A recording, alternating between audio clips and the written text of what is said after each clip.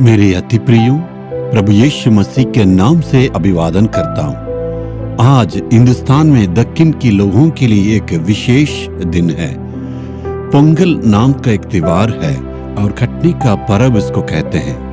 अपने खेत की कटनी को उसको पूरा इकट्ठा करके एक दिन में पर्व के रूप में अपने विश्वास, अपनी आशा के अनुसार अपने भगवान को वे लोग पूजा करते हैं, यानी कटनी को रखे अपने प्रभु को वो मानते हैं। क्या ईसाई या मसीह लोगों के लिए इस प्रकार के पर्व के बारे में क्या परमेश्वर ने कहा? जी हाँ, पुराना नियम में परमेश्वर ने जरूर उन्होंने कहा, अपनी कटनी को लाके परमेश्वर को वेदी के पास आके उसको मनाना।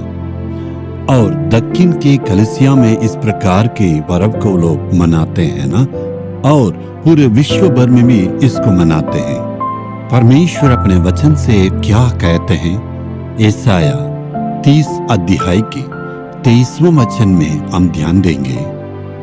और वह तुम्हारे लिए जल बरसाएगा कि तुम खेत में बीज बो सको, और भूमि की उपज भी उत्तम और बहुतायत से होगी। परमेश्वर सही वक्त में पानी देगा और उपज को प्रभु बहुतायत से परमेश्वर आशीष के रूप में प्रभु देने के लिए वादा किया। मनुष्य के लिए सबसे पहले आशीष दी है। जब परमेश्वर आदम और हव्वा को बनाए, उन्होंने उनके लिए क्या काम दिया? उस खेत को, उस बहान को सही ढंग से रखने के लिए प्रभु ने उनको वादा किया।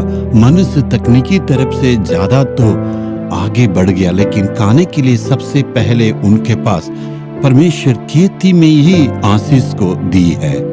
मनुष्य को जीने के लिए धान, अन्न की जो है जरूरत है, खेत में से ही वो आ सकता है। इसलिए परमेश्वर उस खेत में उपज होने के लिए सही ढंग से पानी को देते हैं और रोशनी को भी देते हैं। इस प्रकार मनुष्य का जीने के लिए परमेश्वर ने आशीष को दी है।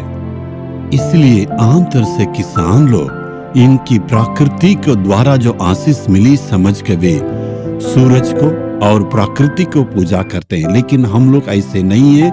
जिसने इस सूरज को सृष्टि की है, जिसने परमेश्वर ने शक्ति दी है, उस परमेश्वर की उस आशीष की सृष्टि के लिए हम परमेश्वर को हम स्तुति करते हैं और खेत के लिए प्रभु को धन्यवाद देते हैं। जो खेतीबाड़ी करते हैं वे किसानों के लिए प्रभु को स्तुति करते हैं। परमेश्वर ने सब काम करने के लिए सबको ताकत दिया, इसलिए परमेश्वर को हम दिल से धन्यवाद देते हैं।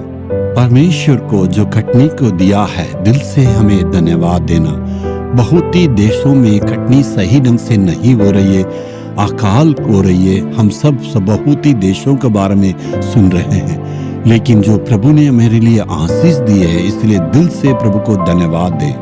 हमारे लिए भी इस प्रकार का खेत है, उसमें भी बहुत ही बीज को बोते हैं और प्रभु ने आशीष दी है, इसलिए प्रभु को हम धन्यवाद देते हैं। यदि आपके पास खेत है, किसान है, तो आप भी परमेश्वर को पूरे दिल से धन्यवाद दें। यदि आपके पास खेत है, सिंचाई के लिए पानी की सुविधा है, ये सभी बातों को परमेश्वर आशीष देने के लिए आज हम पूरे दिल की गहराई से परमेश्वर से हम विनती करने वाले।